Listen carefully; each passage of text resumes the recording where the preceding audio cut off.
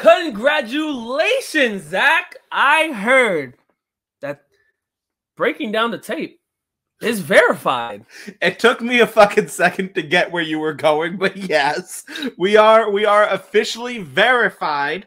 And I will give a shout out on Rave On Sports app. You can catch me there on most nights talking football. Yeah, I mean, congratulations. We are now a big brand. Building the brand. Blue check mark. And that was a good high five.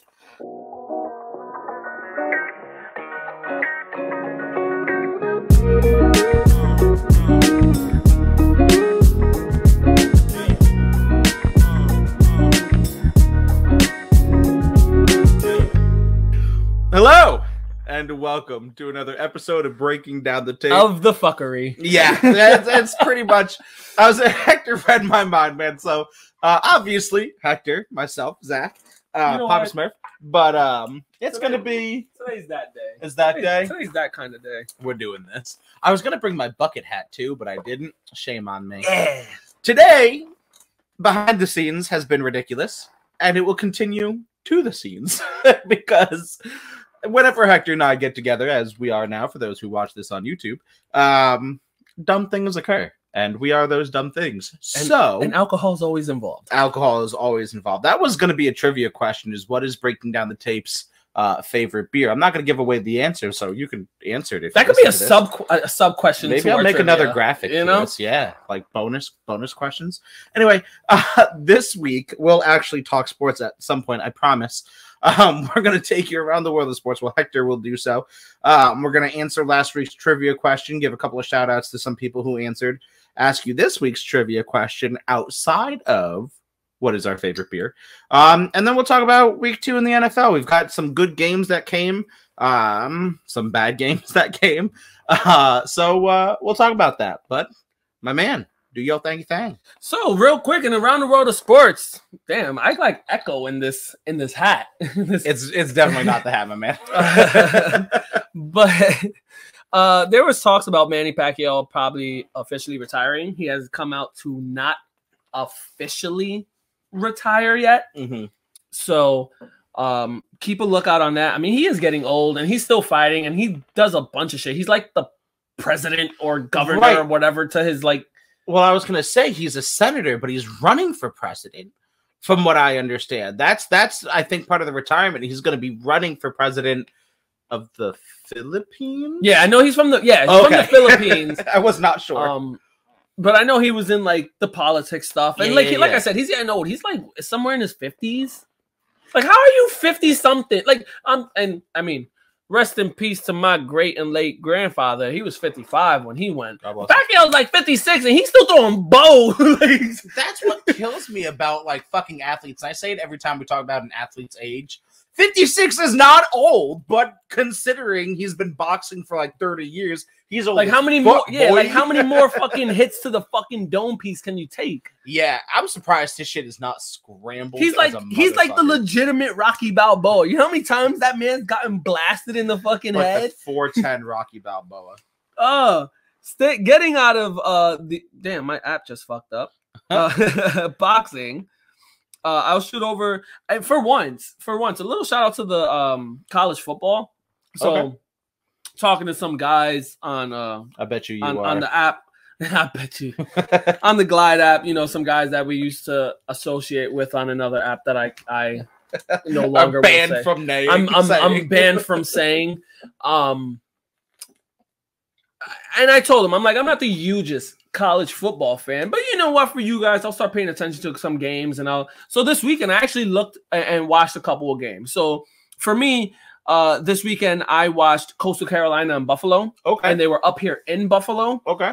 One reason is because Coastal Carolina is in Myrtle Beach. Sure. My brother was gonna go play baseball there. It's close to my family's home. They're they're ranked 16th. Right. It was a very good matchup, and what I didn't know was that Coastal Carolina has never beat a MAC team. They're like 0-7. So they go into this matchup. Great game, by the way. Like, I actually sat down. I was like, damn, this is actually a really, really good game. Okay. Buffalo defense was rocking. It came out close. Coastal Carolina ended up winning by 3, like 28-25. So that was a good game. And then I went over and I watched the Alabama-Florida game. Alabama looked beatable. I'm just saying, I went and I said what I said. I went into that matchup before the game started because I was talking to the guys on the glide. Right.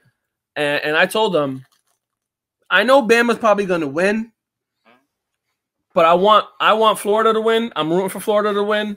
And if I had to put my money, I'm putting Florida to win because for once, if they can at least knock them with a loss, that's Clemson and Bama with a loss. For once, the gods talk to us and give us a college football playoffs that doesn't have Bama Clemson.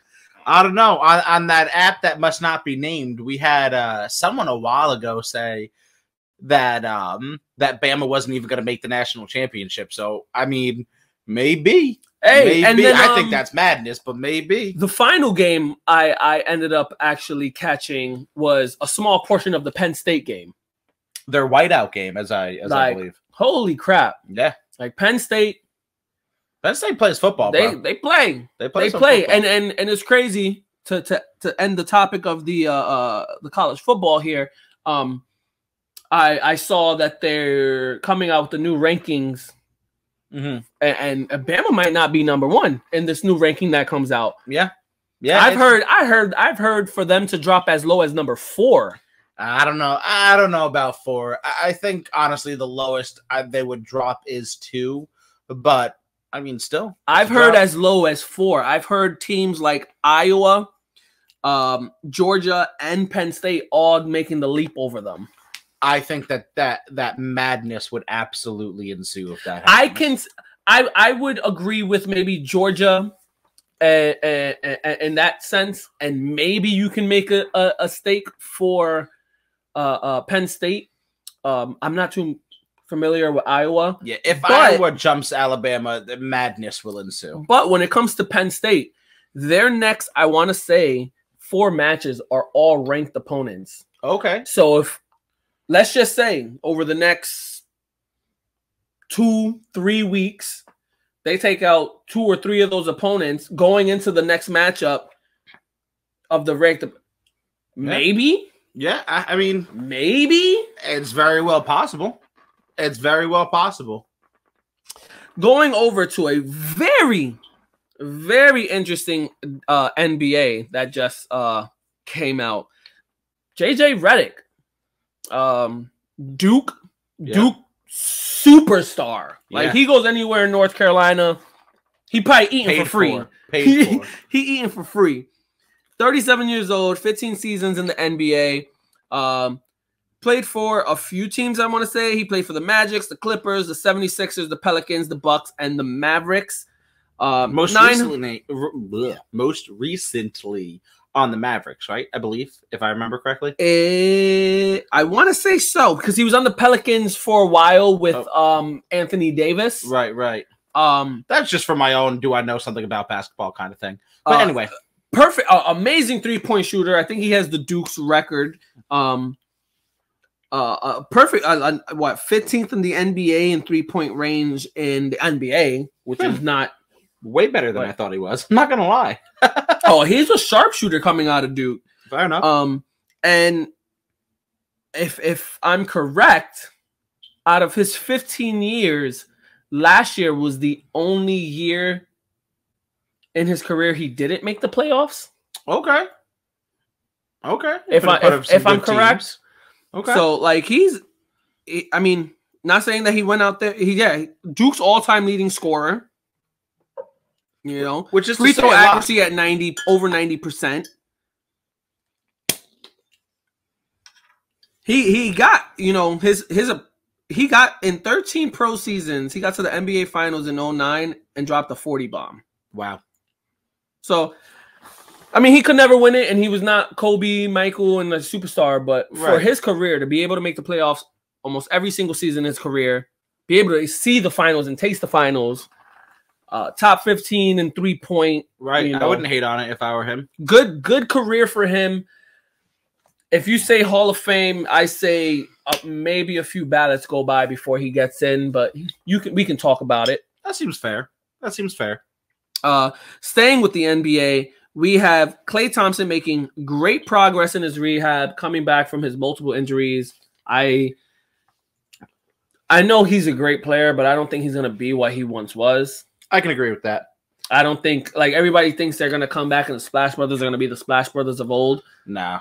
I see, great gameplay and stuff, but I don't see the 2014 to 2017 Warriors. The Golden Warriors were such a great team. Now, I'm not taking anything away from them, but it was such a perfect storm for them of just really the only player that could stop them, LeBron, being alone on an island, dragging the Cavaliers through the playoffs. They had a perfect storm of nobody really being able to contest them. And even if like injuries and stuff hadn't taken their toll, I don't think that perfect storm was going to last forever. No, personally. No. So, I mean, good for them. And I'm not taking anything away from them, but I mean, the injuries kind of played a factor into it, but eventually like teams catch up with you and stuff like that. They figure out your game plan and and it's not like people aren't people. Like money's involved. Right. Eagles are involved. You think it's gonna be all handy dandy and everyone's gonna be like all peachy and just keep it doesn't always work like that. For sure. It doesn't always work like that. Now we got sirens going off in Philly.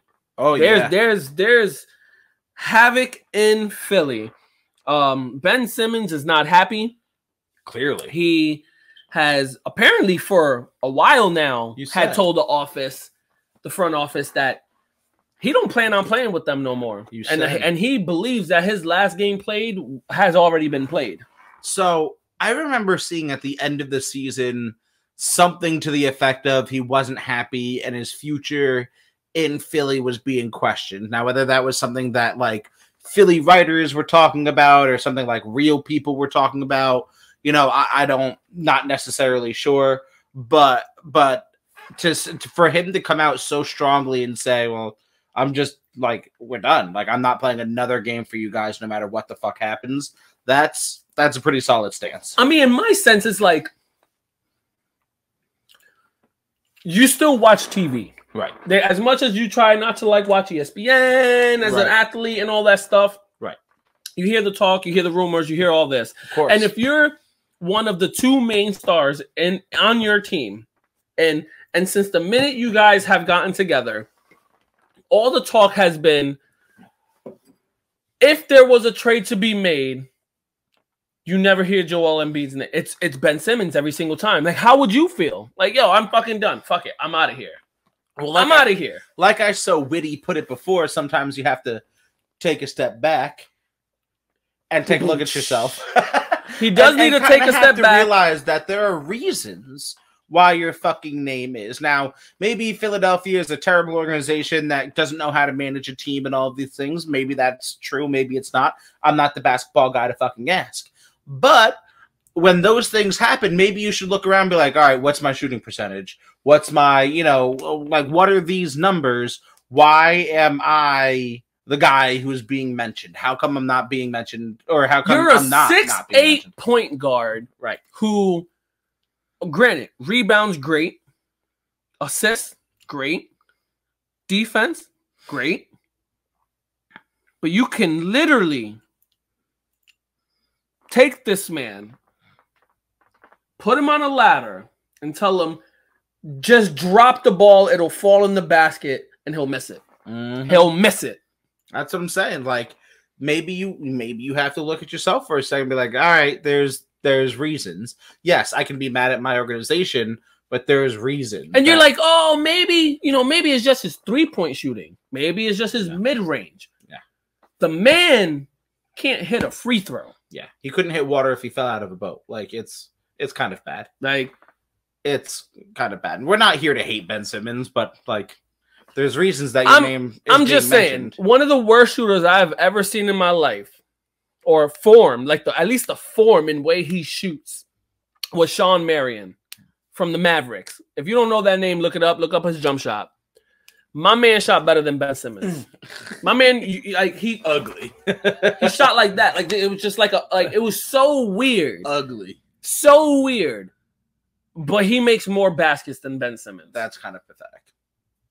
That's pathetic. When I want to look this up. I want to actually, so I'm not wrong. I want to look this up and see if Shaq has a better free throw percentage than Ben Simmons. There's got to be no way. There's got to be no fucking way. But so what you're saying is you want to see him on the Knicks? The Knicks are that stupid. The Knicks are that stupid. You're saying I keep forgetting his name. Who owns the fucking Knicks again? James Dolan. James Dumbass. James Dumbass. Jimbo Dolan over there. James Dimmadome. James Dimmadome over there. Dimmadome is making some phone calls to Philly right now. Fuck that. Fuck that. You can't go out and sign Kemba Walker. Frank Ntilikina. Shout out to Frank Ntilikina, former Knick, 8th pick in the 17 draft. He signed with the Mavericks. Okay. They let him go. The Knicks let him go. Is he still with the Mavericks? They just let him go. They just let him go, and he signed with the Mavericks now. Good for him. So, and I mean, it was gonna happen. I called it. I said once you sign Kemba, Elfrid Payton's out the door, Frank Ntilikina's out the door. Right. Like, you got Kemba, you got D Rose, right? You got Quickly.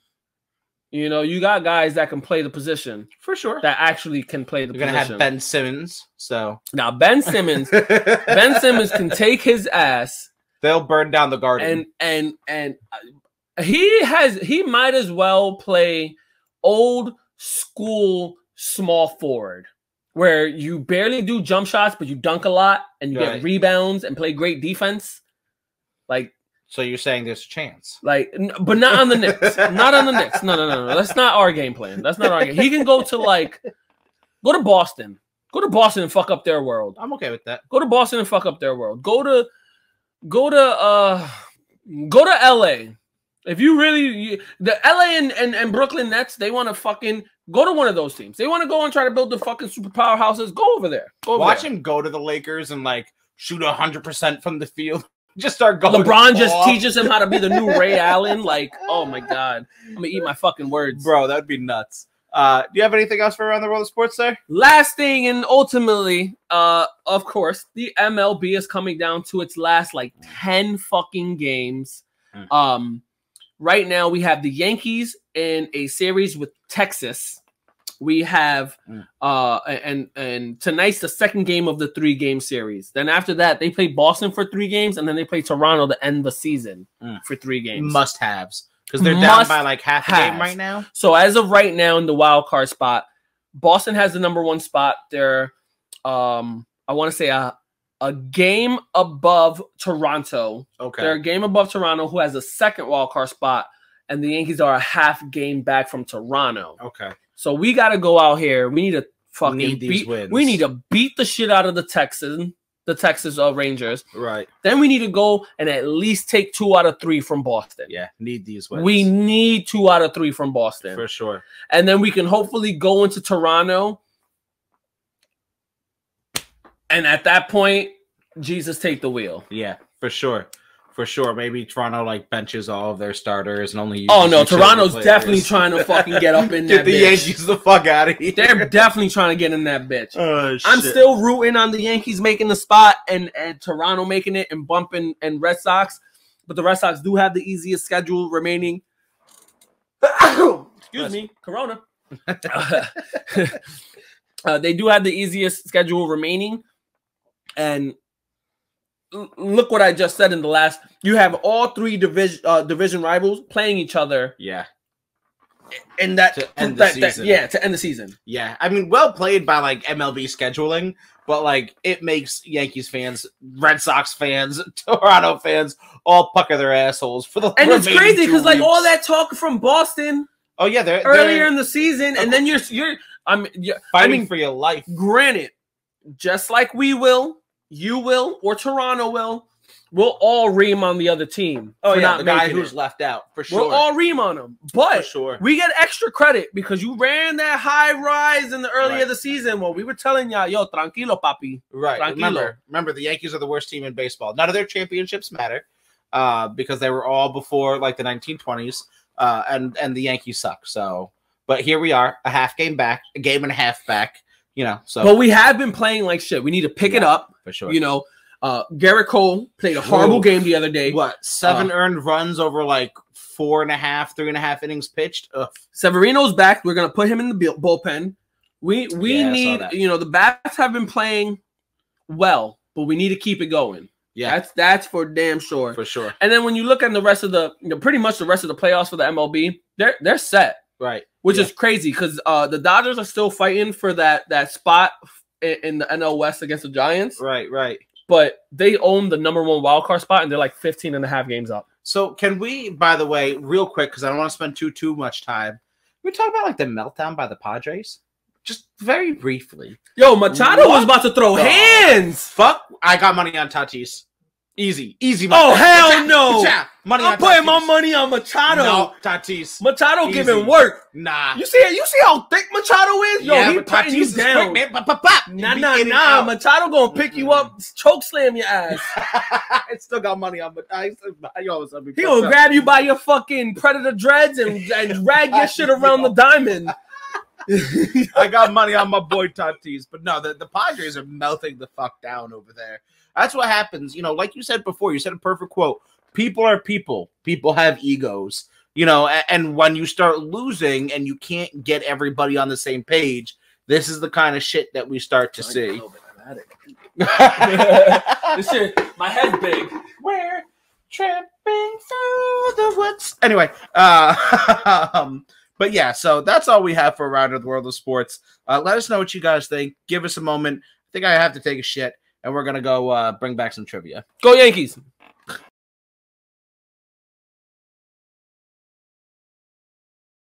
Oh, what a way to start as I burp.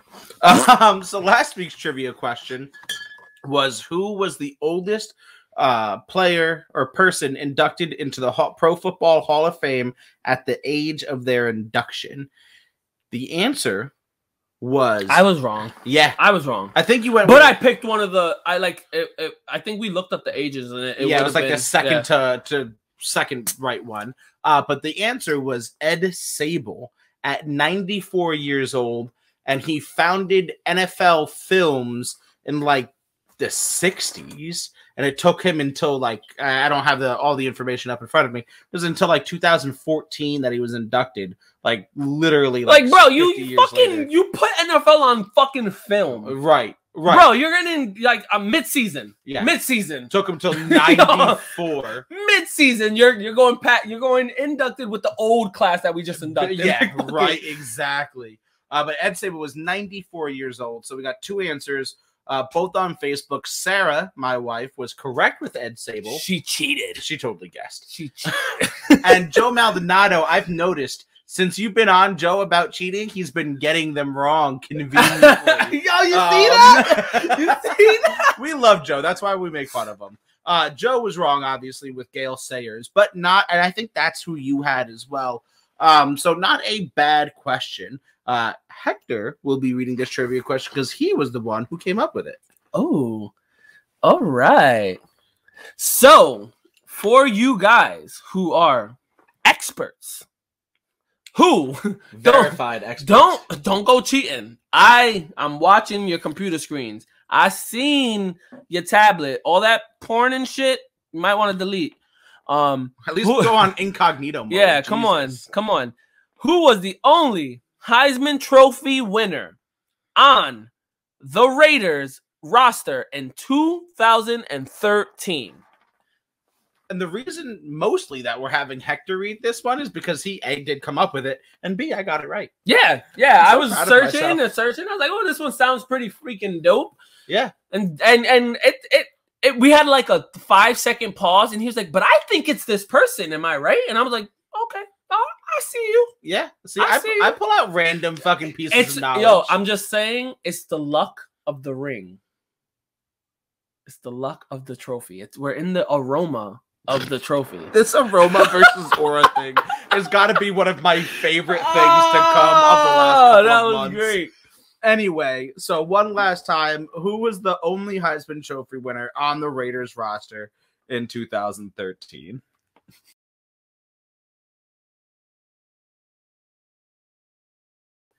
And we are back.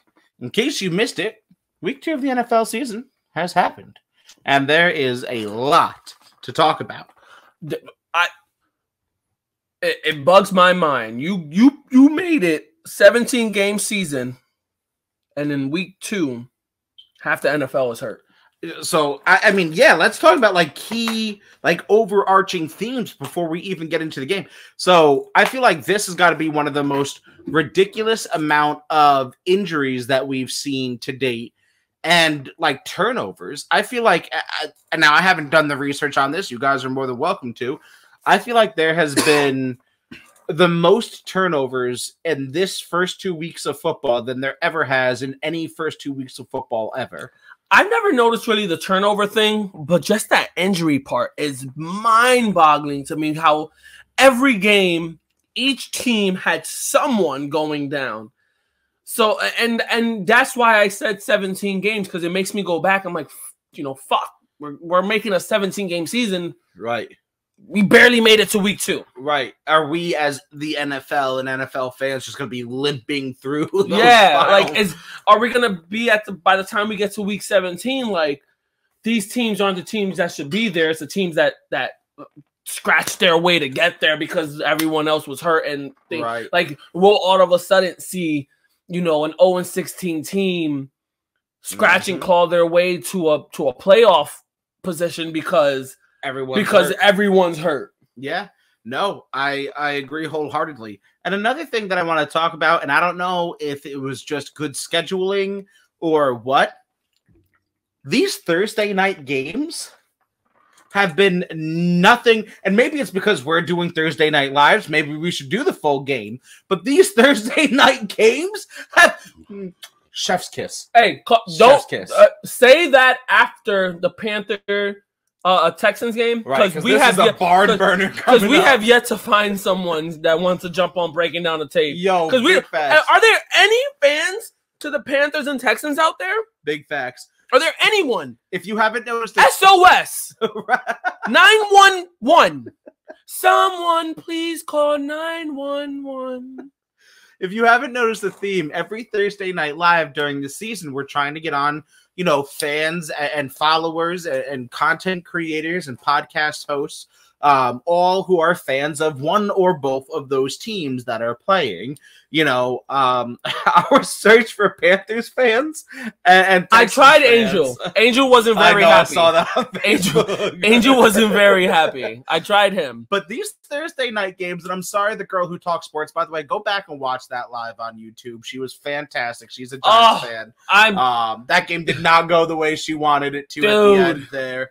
And let's just get right into it. Thursday night, Washington 30 over the Giants 29. Taylor Heineke, like Heineke season, baby. It's Heineke season. He's drinking way. You know what? We need to breathalyze this man before the games because he's drinking way too much Heineke. He's he's going out there and he's playing hella good football. And I hate Daniel Jones, but Daniel Jones didn't look awful. See, either. I understand your hate for Daniel Jones, but and I get it. The turnover thing is a lot. Right. I'm not saying the man got wheels, but he is mobile as fuck. He will move and extend the play, and he is not afraid. I understand he fumbles, but he is not afraid to try to get the first down or even go toe-to-toe with a linebacker or a corner and drop his shoulder. I will say he is slowly earning my respect. He played a good game. And he throws a pretty decent ball. Yeah. Yeah. He throws it pretty. It's just the fumbles. Yeah, that's a big thing for me. The Washington defense looked good. Amazing. And again, it's a game where the Giants scored 29, but the new NFL that we're seeing, teams are going to score points. You know what I mean? A key thing right there in that Washington defense is the fact that Chase Young on paper runs like a 4.8 and kept up with Saquon Barkley, who runs like a 4.3. I've gotten so much hate from Giants fans about this because I was tweeting while we were, after we did the live, and Chase Young keeping it. People like, that's really what you're grabbing from that play, not Saquon Barkley's great run. No, a defensive end kept up with Saquon fucking Barkley. I mean, I love the fact that Barkley was able to bounce out, Oh, sure. Pick up speed. Great run. Drive his feet. Great no run. Injuries. He looked great. Great run. I'm slow playing his progression this season as a Giants fan. I'm slow playing, but I will pick out. As a fantasy owner, I need him to not. I will pick out that Chase Young keeping up with it. Yeah, he will eventually, like if that corner didn't make Barkley run out of bounds and Barkley kept running down, he was taking off on Young. Young was not catching him. His best thing was to try to do a shoestring tackle. Right. Barkley would have took off. But for that 40-yard dash that had just took place, he was going stride for stride. It was like a lion chasing a gazelle. He was on his ass. That was impressive. Chase Young's a fucking stud. And if you're one of those Giants fans that can't sit back and be like, oh shit, I saw a great play from a rival team, right? Then come on, bro. Be an NFL fan. Yeah. Graham Gano, by the way. Graham fucking Gano coming out here. First fantasy-wise. You mean Thano? Yeah. Graham Thano? Right the way. 22 fantasy points in our league. And I mean, he couldn't miss. Automatic, man. Graham Gano was balling out. It's been a while since the Giants got it. Well, we had Rojas. Yeah. And then he had that incident with the drinking and driving and some domestic violence and whatnot. So he's no longer in the NFL. Right. He would have planned out to be great too, but Graham Gano. Before Rojas, there was a couple of years where they didn't know who was kicking the ball for them. Kickers, and again, and maybe it's because they've moved the extra point back or whatever the deal may be, but kickers are at a premium, and they're not. I mean, Graham Gano was the reason that the Giants were really in this game. Let's be honest. And you know what? Remind me when we get down to when we hit the Cardinals to shout out Matt Prater. Will do. I probably will forget, but I'll probably try to forget too, but I'm trying to remember that shit. Next, we got the Bears 20 over the Bengals 17. The big storyline for me here is that Dalton got hurt and might not be ready for game 3. We've seen our first extended look at Justin Fields, and Fields looked pretty good, man. And if Dalton's not, so this is the thing that like hashtag fire Matt Nagy. He's even come out saying that, well, if Dalton's good to go by week 3, he's our starter. Stop. What are you doing here? Can you seriously not look at Fields now? Yes, you know, they didn't win by a huge margin, and Fields didn't have the most ridiculous stat line on the face. And honestly, I thought they would have lost. They should have lost. I agree with that. But can you really look at Justin Fields play in this game, you know, the first prolonged exposure we've had in a real NFL game, and say that Andy Dalton's our guy? So I know you're against rookie quarterbacks starting. Generally, yes. You know, 90% of the time. Even in the preseason and everything, just watching the game, yes, Andy Dalton, you can say, had a respectable offseason and can potentially be the starter for the Bears. And then you look at Justin Fields and you're like, you're a rookie, and you kind of threw up almost the same numbers as this veteran that just did in his offseason. Very seasoned veteran. I off the rip would have started Justin Fields and have Andy Dalton as that veteran presence that just in case, because we've seen Justin Fields in Ohio State, and he's very durable, but he broke some ribs. And yeah, he stood in the game and it was all cool and they won the game and all that crap. Yeah. But like in the NFL, there's no breaking ribs you're staying in. Coming back. There's no breaking ribs you're staying in as a rookie. Fucking Stafford, yeah. No. Unless you're Tom fucking Brady. Right.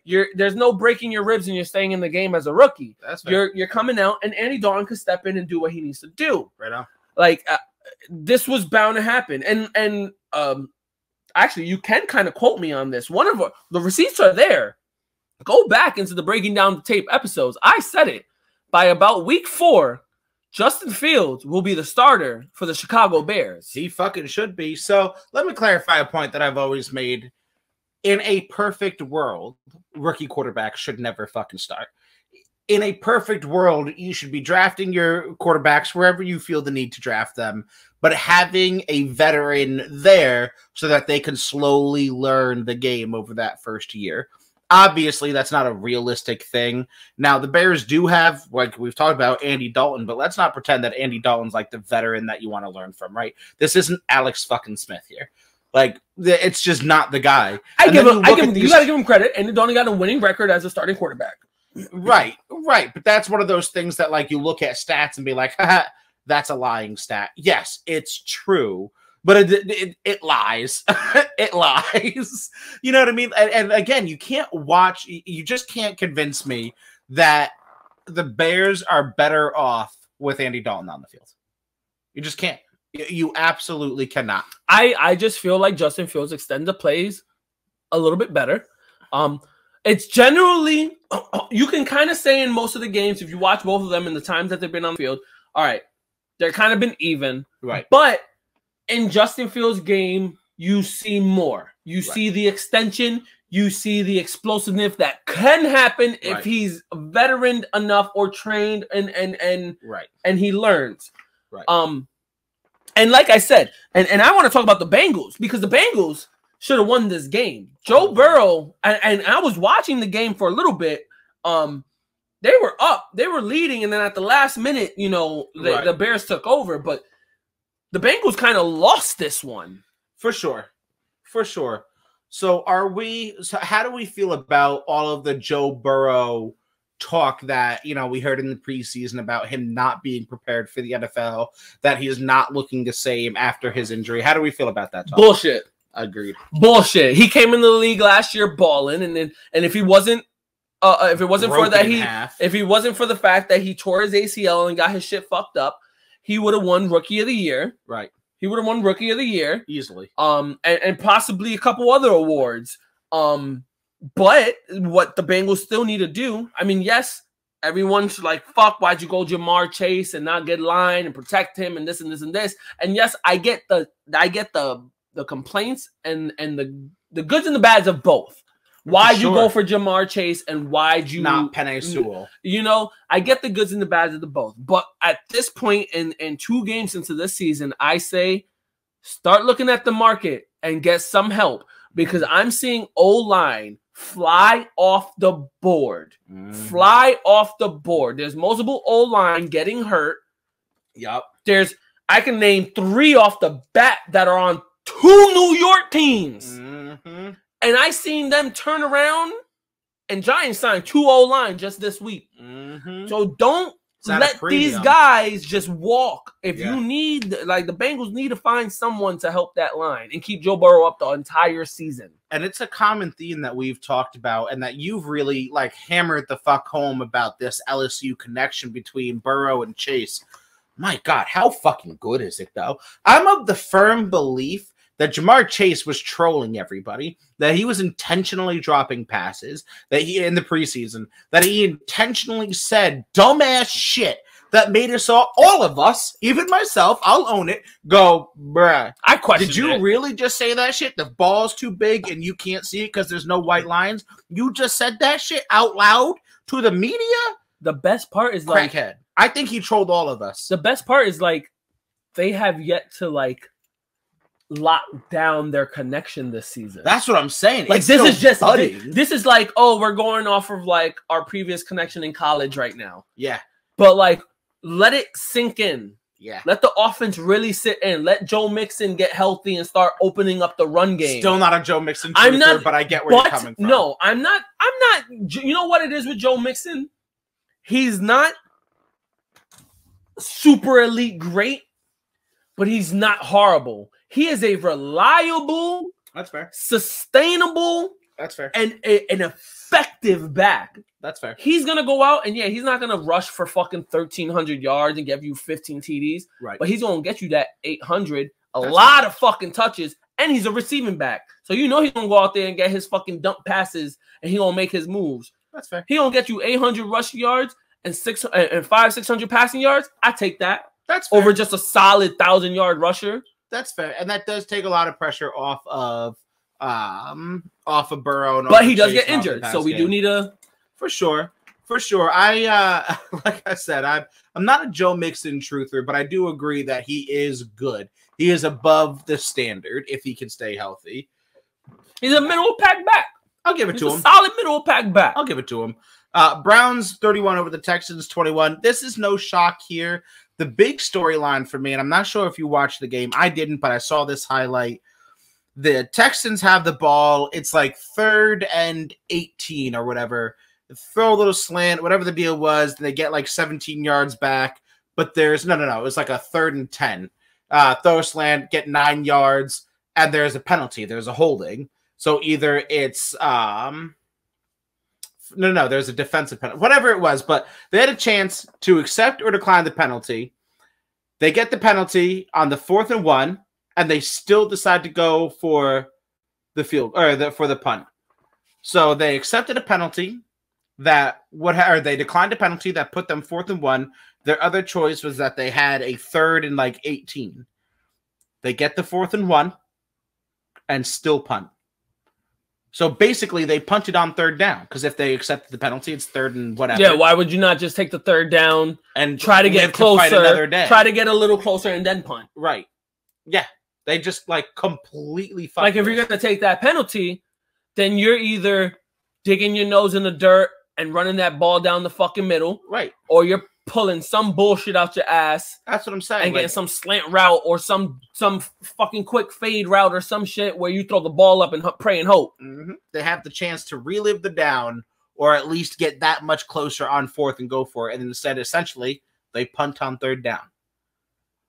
What the fuck is going on down there? Like, it's got to be official, right? Like we always say, oh, this team is tanking for Tua way back when. Whatever the deal may be, tanking for Trevor.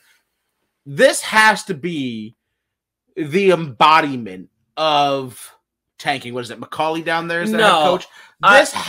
You're either the worst football coach on the planet to pull this off, or you are just fully, unabashedly embracing the tank here. But for who? But for who? But like anything. Because ain't nobody in college right now that's like solidified #1 pick. No, and they're not solidified in 2 weeks into the season. I know they already #1 pick. They already won accidentally. They're only 1-1 after this loss. Like Tyrod Taylor. What's sad is that he went out, he balled out. If Tyrod Taylor was able to play this whole season, the Texans were gonna win a few games. Yeah, because he was not gonna let it happen. Yeah, but he's out now. Yeah, for the season. I know. So now we don't know what the fuck's going on there. The Browns needed this win. They needed the bounce back win. I had the Browns winning it by a landslide. It was only 10. I'm surprised it's only 10. But that just shows that the Texans, with Tyrod Taylor trying to make because him and Cooks, that connection between Tyrod Taylor and Cooks was amazing in that 2 weeks. I'll tell you, man, it's just another week of I feel bad for Tyrod Taylor. Like the guy who just absolutely cannot catch his break. Whether he's a great quarterback or a mediocre quarterback or even a bad quarterback, we can debate that to kingdom come. I'm not talking about his quality of quarterback level. I'm talking about the fact that we've just never gotten to see it. Like the poor dude has gotten. He played for the Bills.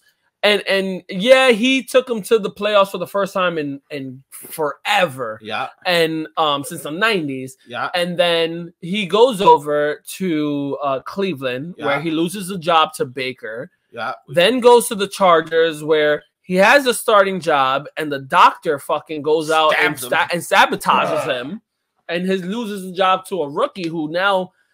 I mean, you can't knock Justin Herbert. Justin Herbert is balling. Right. I feel like we talk about it every week, but I'm just on the Tyrod Taylor sad train. I'm not going to lie. But, they have a quarterback. They have one, but I don't know. I don't know. But good on the Browns. They needed that. Baker needed that. But now, like you said, right now, Baker's questionable. Landry's out. Oh, yes. Speaking of, we just got the news right before. Landry's placed on IR. So Baker's questionable, but I believe that he plays. Landry's out, but I do think, like we was talking off air, Odell will play because he stood out last week, be just for precaution. So I think now Landry out, he's definitely gonna play for sure. To fill that hole and hope and pray that Landry comes back and it's nothing more than maybe 2 or 3 weeks. Yeah, Landry has to he has to come back, obviously, for the Browns, I think, to make a real push. I think the best thing for Odell coming back is that Landry was hurt. because now it's not a too many mouths to feed situation. Because I feel that with Landry on the field, Odell makes the team worse when he's on the field. Because they keep trying to force him the ball too much. I just feel like it's Baker. Baker hears Odell Beckham, thinks about what he did on the Giants, and he's like, I gotta give this guy the. And it's like, it's not like that, bro. Right. Like, I think it's Baker's problem because he hears the name Odell Beckham, and he's like, Speaking of. That's what he does for some fucking reason. Not speaking of that sound, but speaking of the Giants and Odell, ever since the Giants took that picture on the boat, they've started off every season 0-2. Anyway, Rams-Colts, Rams 27 over the Colts 24. It is Matthew Stafford season. Come at me. I know some of you out there have said Matthew Stafford's not a good quarterback. We've talked about this, so come at me now. Is Matthew Stafford still a bad quarterback? Because the answer has never been yes. He is a great quarterback. I said what I said. The receipts, again, are there. I said Matthew Stafford will be in the running for MVP. It is Matthew fucking Stafford season. I said what I said.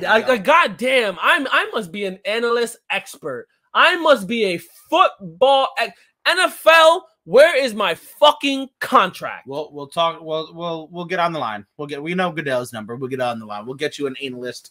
Analyst. Yeah, that's what I need. Carson Wentz here sprains both of his ankles. So what had happened was he said hike, and he thought he had thought that he was on the basketball court, and Allen Iverson was just like, what? And just like he just snapped them. They just snapped in place. So I've got a very funny story. So I'm gonna forever call him Carson Bitch Ankles Wentz from now on. And because Chris Boots, Carson Wentz's, who will listen to this. I had an inmate that when I was a corrections officer in Missouri, an inmate was being pushed around by one of his buddies in a wheelchair, and I'm sitting there. It was a 3 house that he was coming out of. I was in between 3 and 4, bullshitting with a couple of inmates, bullshitting with a couple COs, and I'm just listening to the conversations. And homeboy said something, and he called them bitch ankles. And I turned around and said, "Excuse me, get the fuck over here. What'd you just call him?" He goes, I called them bitch ankles. Why did he call you bitch ankles? He's like, because I sprained both of my ankles playing basketball. Bitch ankles it is. So it will forever be Carson Bitch Ankles Wentz to me. You are welcome for that little fun fact. Bills Dolphins. Woo! Bills 35 for the Dolphins 0. I think Josh Allen and company took that loss last week to the Steelers very, very personally. Talk about a fucking bounce back. I don't think it was more of like they took it personally. It was more of the Dolphins was just decimated. Yeah. Tua was like, I am not ready for this. Well, speaking of Tua, I mean, what was it? A shoulder injury? Knocked out. We don't know what's coming of it just yet.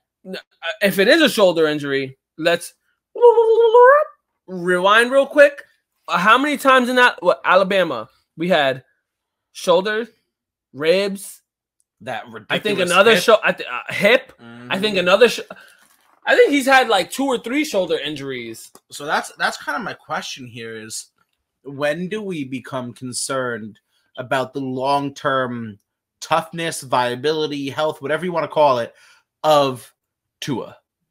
I can't pronounce his last name. Tua Tagovailoa. That was way better than I would have thought. I think I was somewhat right there. Way better. And that was not me trying to like troll him or anything. I was really trying to say that. Yeah, I would not even. Tagovailoa. And his brother plays for Maryland. Yes. His little brother plays for Maryland, quarterback at Maryland. And honestly, I look at his little brother and I'm like, he's more durable than Tua. Yeah. I look at Tua and I think of it as like a sheet of paper. Yeah. Like anything. You could chew on him and he cracks. Yeah, honestly, it's bad, man. It's bad. You know, I've been a Tua supporter from the beginning. I'm like, if he's lucky, it ain't been to date. If he's lucky, he gets a decent second contract and he rides that shit. Yeah, but I mean, why? He rides that shit. Why, if you're Miami, would you do that? No, not Miami. It might be someone else. Someone else might. The Jets might be stupid enough. The fucking Jets might be stupid enough. Say Zach Wilson out in 2 years, and the Jets might be stupid enough. But I'm just saying, like, if he's lucky, he gets that second contract and he gets the best that he can because he knows he's fucking that organization over. Yeah, that's fair. That's fair. Because I mean, everybody, like, let's not just put this on Tua, by the way. They lost 35-0. This is not only on Tua. Like, everybody's shit the bed. It's on Tua. And Xavier Howard got mossed by Diggs. Like, this was... It's Diggs, though. Come on. Everyone shit the Even though Howard is one of the best corners in the league. But It is Diggs. I mean, like, come on now. This next game, can we just skip? Is this something that we can do? Or as verified experts, are we forced to talk about this? I mean, it's our show. We can do whatever we want. That's true. We're still going to talk about it. I almost wanted, like, for a second there, it crossed my mind to completely skip it. So we're talking about the Jets, obviously.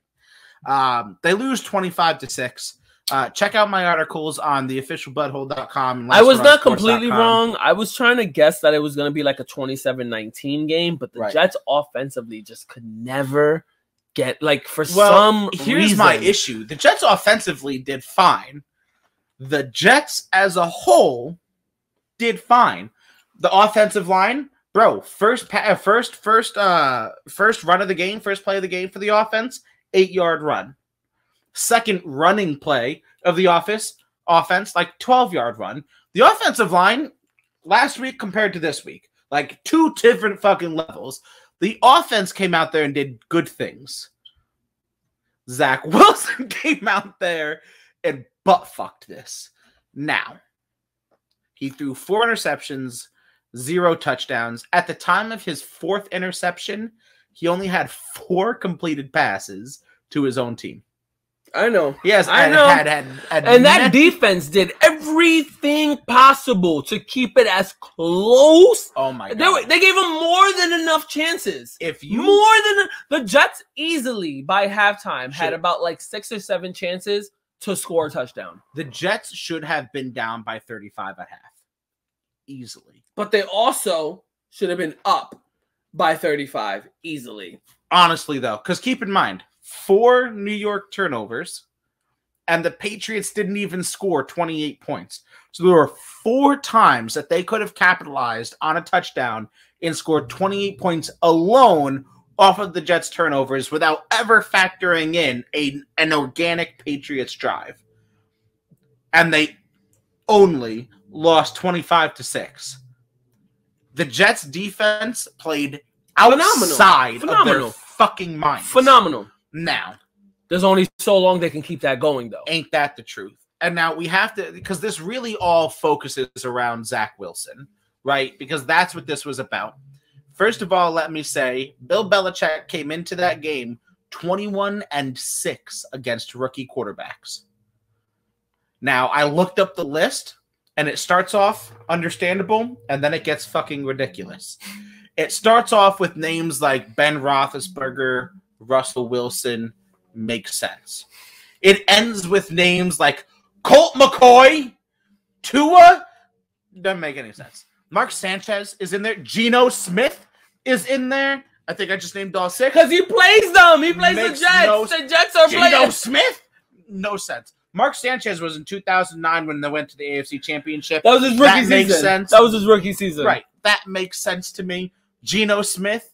But we gave him the work and took it all the way to the AFC Championship. So. Right. So, I mean, like, that list got weird. Secondly, you look at the stat line and you say, oh, my God, this is Sam Darnold 2.0 because Sam Darnold saw ghosts against the Patriots. And when he threw 4 interceptions, that was that game against the Patriots. And you say, oh, my God, Zach looked terrible. Here's my silver lining. Watch the game. The stats look horrendous. I will not argue that. Zach didn't throw confused picks. He threw aggressive, needless, and unnecessary, but aggressive picks. He has no QB guidance. None. Yes, you can say, oh, but he got a QB coach. Right. That is not veteran game playing QB presence. I still don't know. There is no one behind that man that when he throws those picks, he's like, come here, young boy. Yeah. Look at this. This is what I see. This is, all right, this defender is doing this. I see what you're trying to do, but sometimes you got to do this. Mm-hmm. If you don't see this, check this way. You're thinking right, but you're thinking wrong. Like, you got to have someone who's been in the moment. Multiple things. I wish that the Jets kept Josh McCown in some sort of like QB coach assistant capacity. I wish the Jets would have traded for Nick Foles. I wish the Jets would have kept Joe Flacco. Any combination of those three things I would have been okay with, obviously, for backup roles. And I mean, nothing is more indicative of his 4 interceptions than the very first one. So I think it was Corey Davis who was trying to hit, and Corey Davis was coming on like a slant button hook, right? So it's like a 10-yard slant, and then he sits down in the zone.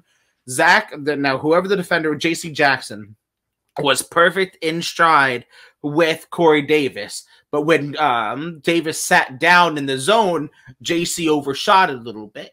Zach was trying to throw a back shoulder pass, which he would have had given 6 more inches back to the right, but he put it too dead center on Davis, which allowed Jackson to tip it up ultimately to himself for the touchdown. It's for the interception. It's an interception, and it's not good. But my quarterback trusting himself to go out there and have the balls to throw this. Now, keep in mind, I'll also throw out there, Peyton Manning looked like shit his rookie year. And the God threw 2 games, his first 2 games, Peyton Manning threw 6 interceptions. Zach's only thrown 5. So there's historical help here. And Mr. the God of football, Trevor Lawrence, has thrown the same amount of interceptions as well. So although I'm not happy about 4 fucking interceptions, they didn't look awful. The second interception went right through Davis's hands. He should have fucking caught it. And at the same time, high. It was a little floated, but as Jets fans, we're gonna try to defend and stuff, and we know the Jets a little bit more, but we can say that Crowder, for no reason at all, shocks me. He wasn't there game 2. Yeah. So we have seen that Zach Wilson has a connection with Davis. Mm-hmm. He hasn't really built a connection with anyone else yet. Yeah. But I guarantee you, he's calling Crowder like, I fucking need you. Yeah. I need you. Yeah, I'm not. Because when Crowder comes back, that changes the dynamic of everything. Because you got Crowder that can get separation on. I don't give a fuck. I said what I said. Put any defender on Crowder, he'll get separation. Mm-hmm. He'll get separation. Mm-hmm. He will work them ankles.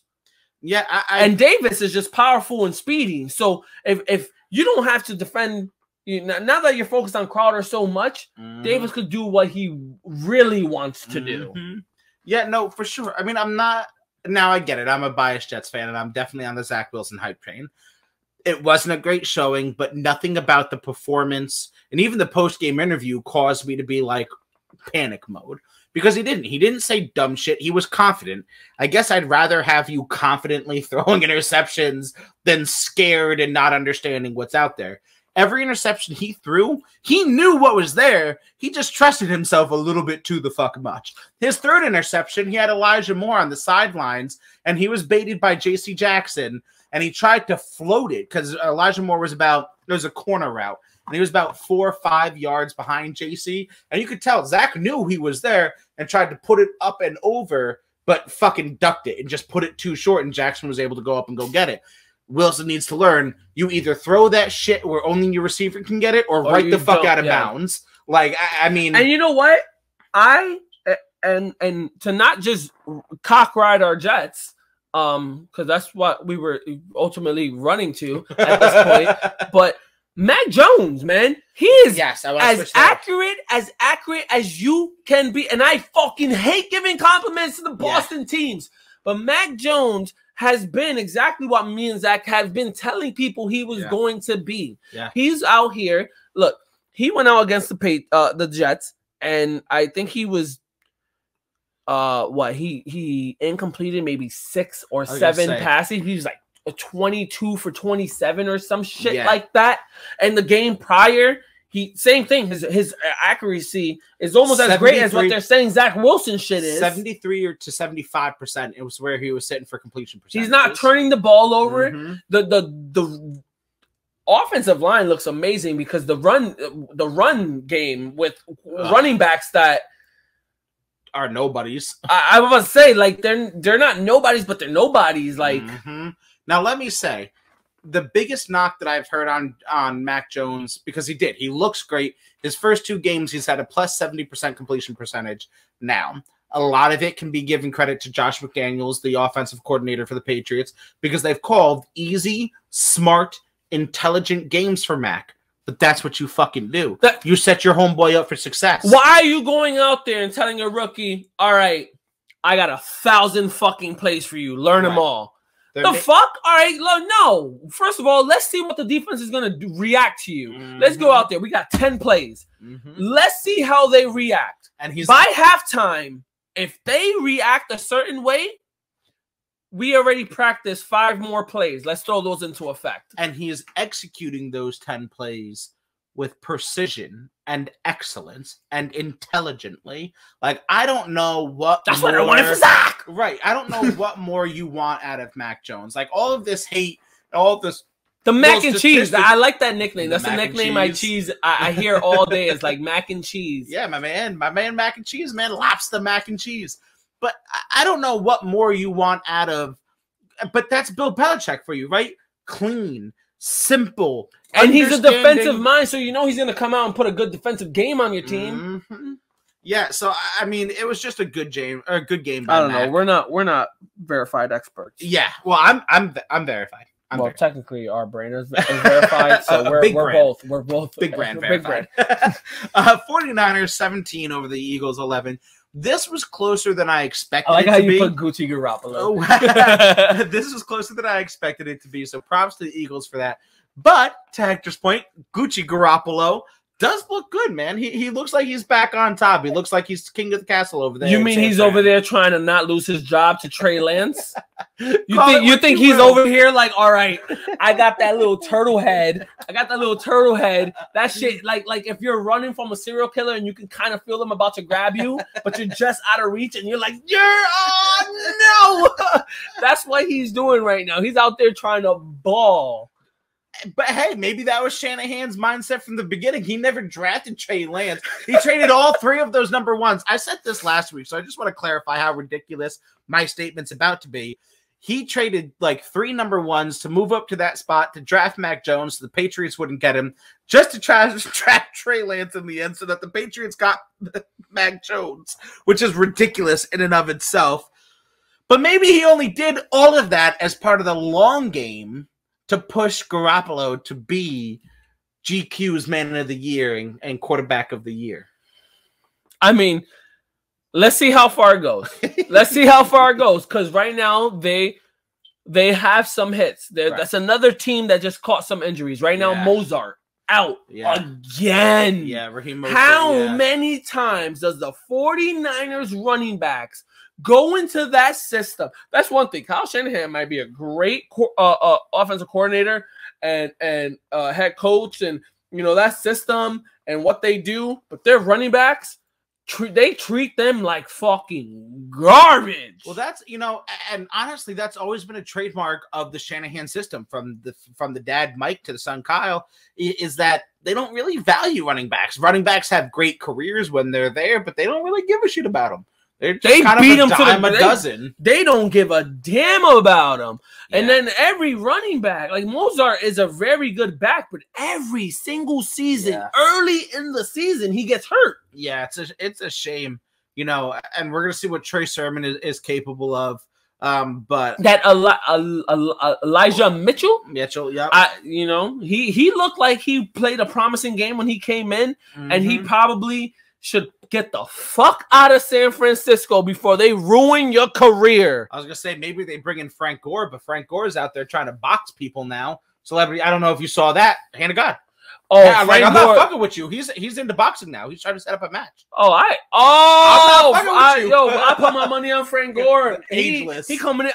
I think of Frank Gore and I think of a rhinoceros. Like, You're not wrong. I think of when every time I ever hear Frank Gore, I just think of a rhinoceros goring someone, and I'm like, yo, like just that bald head, boom, like it's over. It's over. Stay on topic. I will say the Eagles didn't look unimpressive, but they did look uninspired. They didn't look great, to say the least. Like, I'm not like killing the Eagles and dying on the Eagles, but they didn't really look like they were out there playing to the best of their abilities, is the way I'll put that. So yeah, like everyone hyped Jalen Hurts down that first game, and it happens. Like quarterbacks go out. They have great games. You don't expect what they're like. You're trying to figure out what they're going to be as a quarterback or whatever position they are. Right. And whether they have a good game or bad game, a lot of people use that initial game or few games to dictate their entire career. Right. So like Jalen Hurts goes out, he balls out the first game, and you think he's going to come out, scorch it again. Mm-hmm. And he really doesn't. Right. He really doesn't. And people forget that most of the offseason, people were projecting the Eagles to be one of the shittiest teams in the league and come last in the division. Yeah. So, and granted, Eagle fans are going to be out there and put up every argument possible. I get it. I defend my team too. We just defended a 25-6 loss here. Yeah, I defend a team that comes almost last in the division every single fucking year. Ain't that the truth? So I get it, but it's growing pains right now. You have this quarterback that you're trying to rely on. Mm-hmm. That's essentially still kind of a rookie. Right.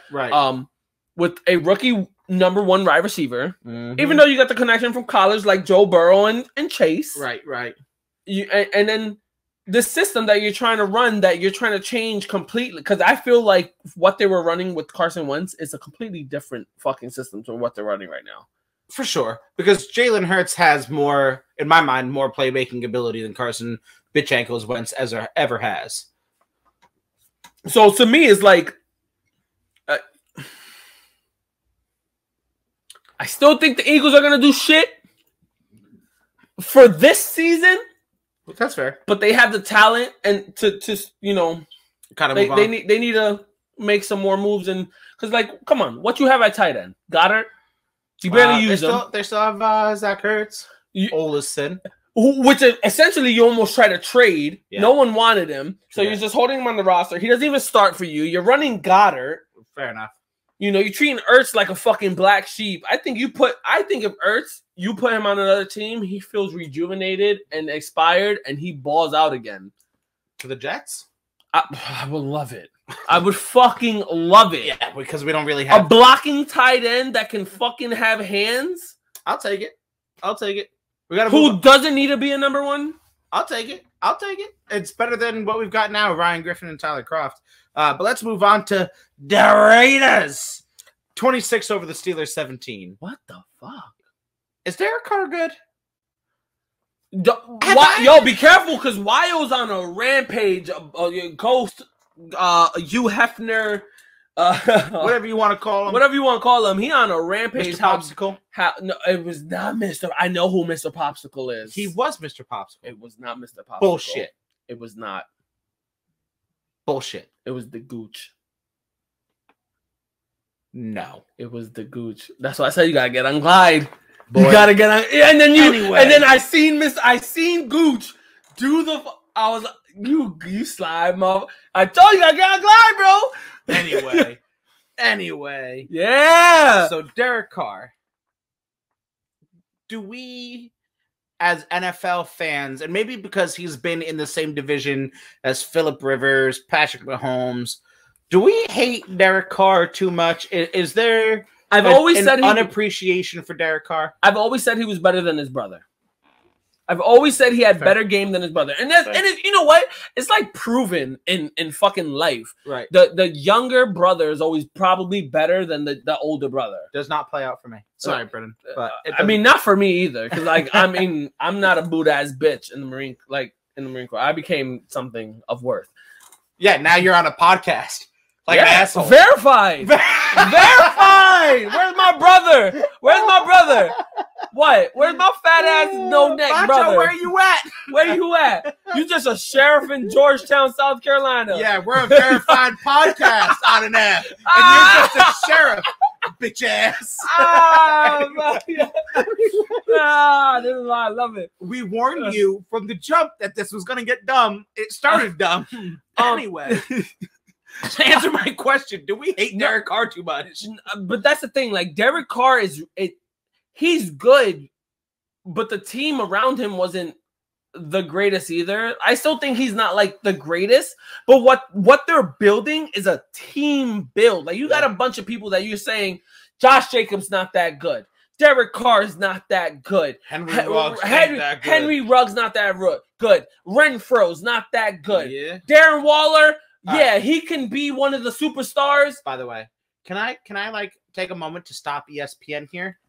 Every time Darren Waller does good, you don't have to talk about how he was a drug addict. Like, maybe I'm like breaking what I just said, but like, he can be good because he's good. We don't have to keep hearing the fucking sob story. Can we talk about his successes and not his fucking failures? Like, he made a catch because he was a drug addict. Cut that shit out, man. Honestly, I'm tired of fucking hearing that. Like, oh my God, Darren Waller with another amazing, spectacular catch and this touchdown, blah, blah, blah, blah, blah. It's amazing how far he's come. Great, awesome, we've heard it. Can he just be good in and of himself now? It's like if Aaron Hernandez was still alive and he made it back into the NFL, I'd be like, oh, great catch. You know, for a killer. He comes back for slaying someone. Right. Hi, Rem. Rem's like, damn, that guy's yelling out here. My little pup. Anyway, but yeah, no, and not only do we hate Derek Carr too much, do we hate the Raiders too much? Again, are they a victim of their division? I have no issue with the Raiders. And you know what? The Raiders, like I said, as a whole, as a team, they're what's up, Rem? The Rem's part of she likes the limelight. Look at that. She likes the limelight. As a whole, the Raiders know how to play as a team. Right. My only concern is that we've always spoke about John Gruden and his ways. So if there's anything that's gonna kill the vibe of the Raiders, it is the head coach. Yeah, I mean, look, I've been underwhelmed with John Gruden's coaching performance in Las Vegas and Oakland and Las Vegas to date. What, it was a 10-year, $100 million contract. We're now in, year 4 or 5? And not much has really been yielded from it. So I'm not going to lie. Maybe this year might be a playoff run where they're like, all right, now we see something. Right. Shit, you know what? If they make a wild card, if they go right now, they're 2-0. I think I actually got them winning next week. Maybe. I don't know I forgot who they play. They come out with a 11 and 6 record. 11-6 record. Yeah. And they squeeze in top wild card spot. I can take it. Like, I can dig it. That's where, like, all right, we see where the Raiders are going. There's some progression. They got some new stadium. They got the fan base. Let's see what else they got. Fair enough. How do we feel about the Steelers coming 1-1 after this week? I was not expecting them to win week 1. Fair enough. So they come in here and they lose this one, which I expected them to win. Right. Yeah, for sure. So, like, I'm so flip-flopped on them. Yeah. The run game, Najari Harris. Najari Harris, beast mode. The defense, they're great. Ben was getting rocked. Yeah, but this is exactly what we feared from the Steelers, right? Like a rebuilt, unknown offensive line, an old-ass Ben Roethlisberger. Like, this is what we feared. And this is, well, not so much what we feared because I'm not a Steelers fan, but this is kind of what I expected, some, like, roller coaster style play out of them. I got a question for you. Do you think, because I don't trust their backup QBs and Mason Rudolph and Duck Hodges. They got Dwayne Haskins now. They got Dwayne Haskins. Right. All right. So never mind. Because I was gonna be like, do you think they make a move for a QB? But I'm like, all right, they got their Dwayne Haskins. I would still make a move for a QB and start doing that. Ben's done after this season. Sure. He's gonna end up with a concussion I don't want to see Ben go out the way he shouldn't go out. That's what's scaring me right now. I agree. He deserves the way I saw him play last week. I'm like, I don't want him to go out and not have his parade. I want him to go out respectfully. Like, don't go out where you're on a stretcher. No, it's like I can't come back. I agree with you wholeheartedly. As far as like the future, like obviously, if Roethlisberger gets hurt, it's Dwayne Haskins' season in Pittsburgh. But I do not see unless something occurs, unless I'm not obviously in their locker room. I don't know what's going on behind the scenes, but unless there's something that I'm not seeing, I don't see it being Dwayne Haskins' team for the future. Oh, nah. He looks football-wise, he doesn't look horrible, but there's a lot of mental issues. I can see him having the role of the team for about 2 years as a starter until they draft someone. Mike Tomlins being under Ben right now. Mike Tomlins has reign on him. They're doing what they got to do. Possibly start next season. That's 1 year. Possibly start the next season. By that third season, no more Dwayne Haskins. Yeah, I can see that. If he even gets that far, but that's just me personally. But let's move on. We've got the Panthers 26 over the Saints 7. So is anyone going to finally realize when I said that Sam Darnold was going to be a top 15 NFL QB and top 10 fantasy quarterback? Is anyone going to agree when I said Sam Darnold isn't a bad quarterback? He just needs to be in the right system. And he got put into a system where I said what I said, and I said he has his best friend in Robbie Anderson, a great defense, a great number 2, and Checky McCheck down CMC. If you feel in any pressure, you give it to fucking white boy can't jump, and you let him jump. Yeah, you're not wrong. You're not wrong. And I'd love to spend more time on this, but I completely forgot to write down the other scores. I pulled it short. So we're already at an hour and a half of actual footage, so we got to keep it moving. We got the Broncos 23 over the Jaguars 13. I'm not impressed with Trevor Lawrence, my man. Like, I'm really not. I'm impressed with the Broncos. I'm impressed with the Broncos. I'm impressed with that defense. Yeah. Teddy Bridgewater. What? Teddy Roosevelt. Teddy throws a belt. Teddy 2 gloves. Teddy check down. Whatever you want to call him. I get it. He doesn't do a lot of deep throws. But he's doing exactly what needs to be done to win. Yeah. What, they're 2-0 right now? 2-0. So. And I'm sorry, they play the Jets next week, and I got the Jets losing again. Yeah. Anyway, the Vikings and the Cardinals. Why is it that every time these two teams play, it's a fucking shootout? So, yeah, that I'll never understand. I will not back off of the fact that I hate Kirk Cousins, even though he's better than I give him respect for. That's the only time you'll ever hear me say that. Secondly, I also hate Kyler Murray. Should I stop that? Baby Yoda? That's his new nickname, Baby Yoda. Should I stop hating Kyler Murray? Because he's obviously good. And I was obviously wrong. He's good, but he also has potentially the number 1 receiver in the league. That's very fair. And one of the better defenses in the league. And honestly, the Cardinals should have lost this, except for the wide right fucking miss on the game-winning field goal by the Vikings. So, although they won, and a win is a win is a win is a win, let's not like I said, keep an eye on that, because there was always a shootout. For sure. And then this isn't even worth mentioning.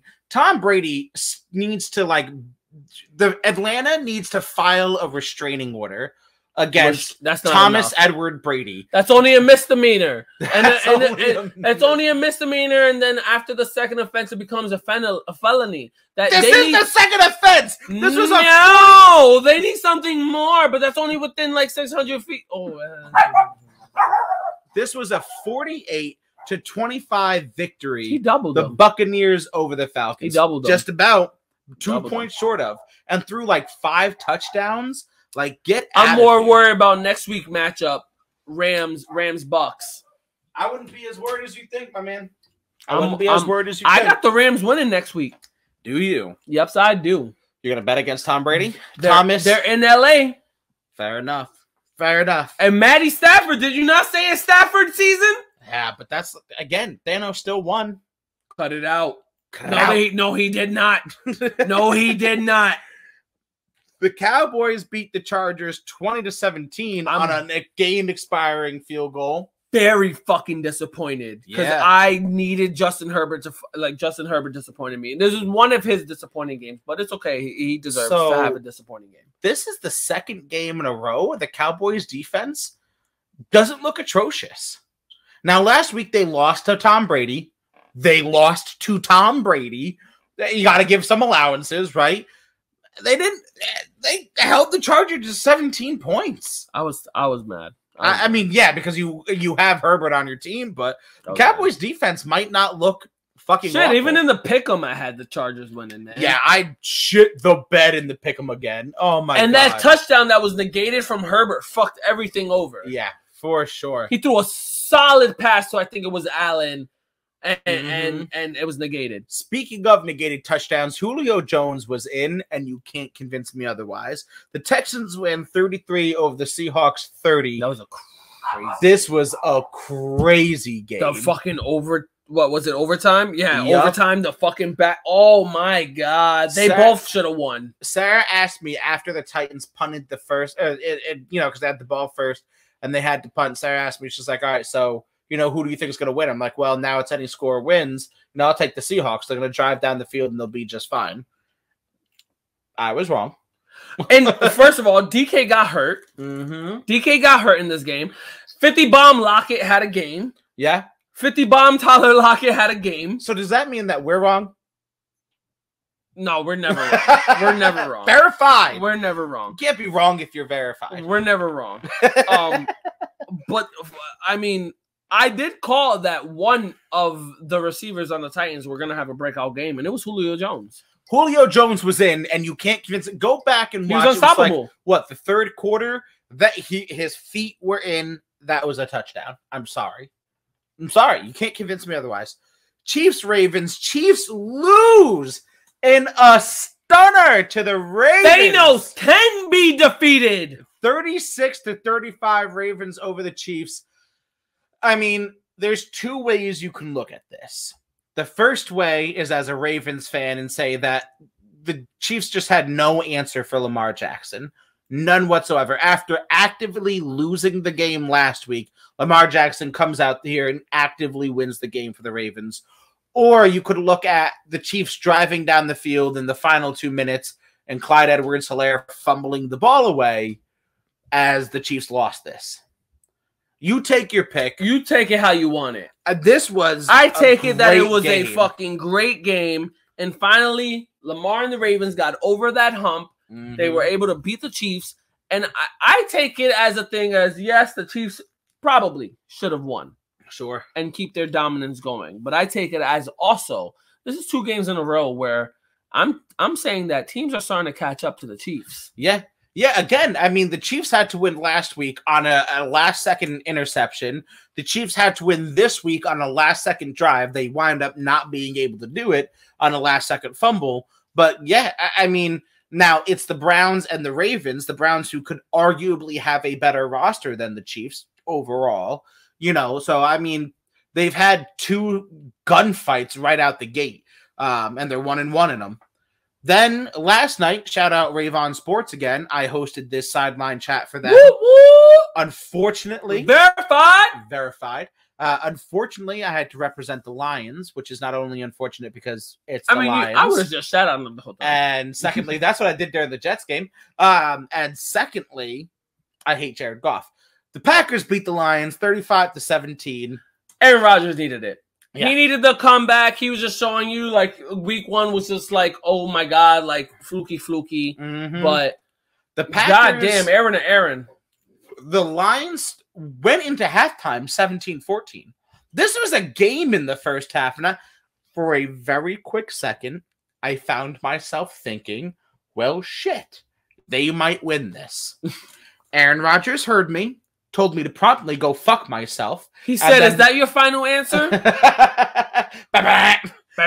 And then hit the Aaron to Aaron connection. Oh my God, Aaron Jones and Aaron Rodgers.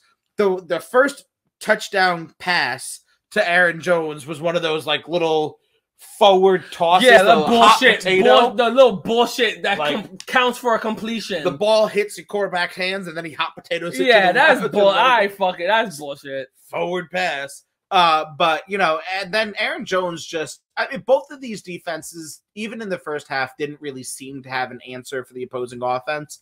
And then in the second half, the Lions just clearly failed to make adjustments in every way, shape, and form. And Aaron Rodgers he does what Aaron Rodgers does. He threw this ball to Davante Adams, and I get it. I get it. There's no reason that I should be fucking geeking out over this, right? Because this is normalized by Davante Adams and Aaron Rodgers. But, like, as a football fan, like, that... he just falls easily, like soft bread in a basket. Like, I'm not gonna lie, I watched the pass and like, he way overthrew him. No way, it's gonna go into the sidelines. And then the ball you see it. It's going straight, and then it immediately just drops. You couldn't have walked the ball down to Davante Adams and just put it in his hands. Here you go. Any fucking Your wife called you. Like, I get it. I get it. Your baby needs milking. Right. Like, I shouldn't have to fucking... Like, I shouldn't be amazed, but it was just gorgeous. And then he throws this ball to Robert Tonyan, who is... I will argue with you to the day I die. He was not ready to catch that ball. He was still in running motion. The touchdown pass to Robert Tonyan, he was running, and like his arms coming up, and the ball is there. Aaron Rodgers forced him to catch that touchdown pass. And I'm like, what the fuck?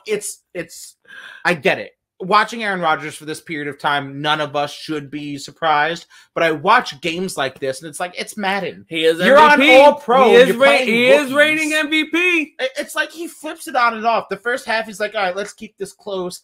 Let's keep it interesting. And then the second half, but we could have tried to ask that about game one, and he lost. I just don't think he gives a shit sometimes. Yeah, probably. I just think he goes out there, and he's like, man, fuck it. I don't feel like it. You know what? There's not enough media buzz. Let's lose 35-3 to the fucking Saints. Why not? Fuck it. Let's have them shit all over. We'll beat them next. Yeah. Then I'll go out later there in the season. Then I'll go out there and just do some ignorant shit like this for no fucking reason. But I mean, Aaron Rodgers is Aaron Rodgers. He's that dude. Are we still thinking a walk off into the sunset? Are we still thinking a Super Bowl ring as he walks away? The Packers ain't winning the Super Bowl. I don't know. Randall Corn on the Cob didn't even look that bad last night. He ain't winning the Super Bowl. But that's all I got, man. This took a little bit longer because I fucked up in my writing and forgot half the fucking games in my script here. But that's all I have. Guys, Facebook, Instagram, Twitter, TikTok, Rave On Sports, breaking down the tape. You know, Rave On Sports verified. We are verified, baby. But yeah, definitely come check us out. Share this with your friends. I want to give a personal shout out to Last Word on Sports and the official butthole.com for letting me write for them. I love this shit. I just love writing. I'm up till like 3 o'clock in the morning, so please read my fucking articles. Make it worth it for me. Other than that, man, you know, people know where the fuck to find us. I mean, if you don't know by now, this kind of sucks for you, right? I mean, that's not a me issue. That's a them issue. That's totally a them issue. That's not us. That's not on us. Go answer the fucking trivia questions too. That's cool. Get ready for the journalists, bitches. I said what I said.